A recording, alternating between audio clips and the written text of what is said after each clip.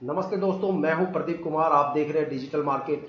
Video शुरू करने से पहले बता दूं, ये वीडियो एक एजुकेशनल पर्पस के लिए है। अगर आप स्टॉक मार्केट में कोई भी फाइनेंशियल इन्वेस्टमेंट करते हो तो अपने फाइनेंशियल एडवाइजर से सलाह जरूर लें या फिर अपनी सोच समझ के साथ ही इन्वेस्टमेंट करें। अगर आपको स्टॉक मार्केट में कोई भी फाइनेंशियल लॉस होता है तो उसके लिए ये वीडियो रिस्पॉन्सिबल नहीं रहेगी। तो चलो दोस्तों, वीडियो शुरू करते हैं। आज हम बात करने वाले हैं विकास इकोटेक लिमिटेड स्टॉक के बारे में। केमिकल सेक्टर का ये स्टॉक है। अगर इसकी परफॉर्मेंस की बात करूं तो देखो, 6 महीने में स्टॉक ने कोई अच्छी खासी परफॉर्मेंस नहीं दी। और 1 मंथ की बात करूं तो यहाँ पे 29 पैसे की यहाँ पे एक फ्लक्चुएशन देखने को मिलता है। इसको आप गिरावट नहीं बोल सकते, ये एक फ्लक्चुएशन है जो लिक्विडिटी की वजह से यहाँ पे फ्लक्चुएट हुआ है। ठीक है, तो स्टॉक के अंदर जो परफॉर्मेंस ये स्टॉक प्रीवियस ईयर देता आया है, जैसी परफॉर्मेंस ये स्टॉक देता है वैसी परफॉर्मेंस 6 महीने में स्टॉक ने दी नहीं है। आखिर ऐसा क्या वजह है, ऐसी क्या रीजंस है कि स्टॉक की जो परफॉर्मेंस है वो एक रेंज के बीच में फंस के रह गई। इसके पीछे 3 सबसे बड़े रीजंस है। उन तीनों रीजन के बारे में मैं बात करूंगा, तीनों फैक्टर्स के बारे में बात करूंगा। लेकिन उससे पहले मैं आपको 2 सबसे बड़ी पॉजिटिव न्यूज देना चाहूंगा, 2 खुशखबरी देना चाहूंगा। लेकिन उससे पहले अगर आप वीडियो पे नए हो तो चैनल को सब्सक्राइब जरूर कीजिएगा, ताकि जो भी डीपली एनालिसिस करके हम आपके लिए वीडियो लेके आते हैं उसकी नोटिफिकेशन आप तक सबसे पहले पहुंच पाए, ताकि आप स्टॉक मार्केट के हर पहलू से अपने आप को अपडेट रख सके, अपग्रेड कर सके।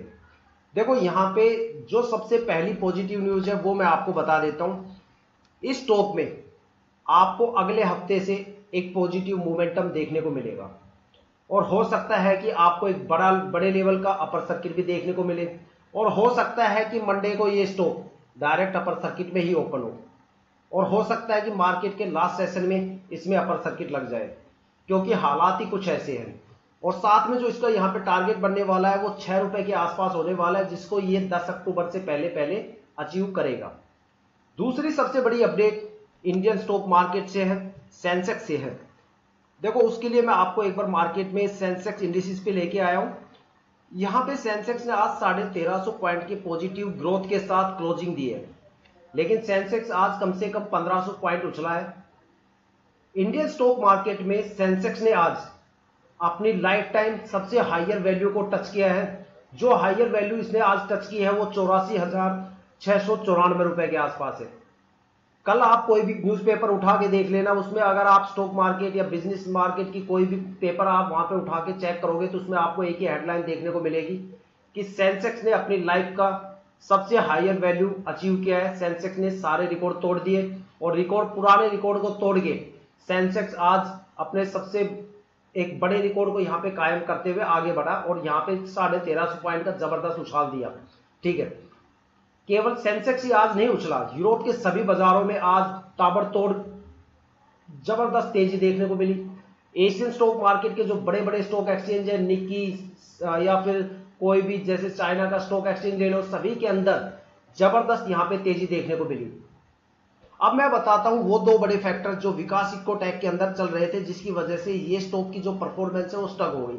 यहाँ पे 3 सबसे बड़े फैक्टर्स हैं। ठीक है, सबसे पहला जो फैक्टर है वो है यूरोप के मार्केट को लेके। देखो, यूरोप के अंदर जियोपॉलिटिकल टेंशन चल रही है, वहां पे वॉर वगैरह के हालात बने हुए हैं। एक तरफ रशिया यूक्रेन का वॉर चल रहा है तो दूसरी तरफ इजराइल और उसके पड़ोसी देशों का वार चल रहा है। काफी ज्यादा कंट्री उन वॉर के जो वार चल रहे हैं उनके अंदर इन्वॉल्व हो रही है। ठीक है, डायरेक्ट और इनडायरेक्ट रूप से, जिसकी वजह से वहां की इकोनॉमी जो है वो बार बार फ्लक्चुएट हो रही है। वहां के जो स्टॉक मार्केट है वो बार बार फ्लक्चुएट हो रहे हैं, वहां पे अच्छी खासी गिरावट हो रही है। कभी उनके बैंक में क्राइसिस आ रहे हैं तो कभी जॉब रिसेशन आ रहे हैं, जिन्होंने पूरे एशियन स्टॉक मार्केट को हिला के रखा हुआ है। ठीक है, और दूसरा जो सबसे बड़ा रीजन है वो है लिक्विडिटी का, जो इंडियन स्टॉक मार्केट से है।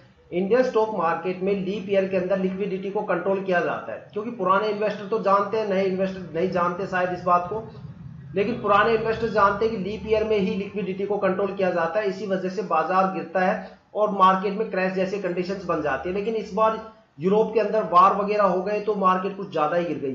ठीक है, तो यहाँ पे जो लिक्विडिटी है वो स्टॉक में सबसे ज्यादा है। जो स्टॉक सबसे ज्यादा परफॉर्म किए थे उन्हीं में लिक्विडिटी सबसे ज्यादा होती है। जो इस टाइम सबसे कम लिक्विडिटी जिन स्टॉक में है वो टेक्सटाइल, सिरामिक्स, फूड, शुगर, इनसे रिलेटेड है और वो वहां पे अच्छे खासे परफॉर्म कर रहे हैं। लेकिन जिन स्टॉक में लिक्विडिटी सबसे ज्यादा है वो या तो गिर रहे हैं या फिर उनकी परफॉर्मेंस फंडामेंटल अच्छे हैं तो उनकी वो बिल्कुल एक जगह स्टक हो गए। तीसरा जो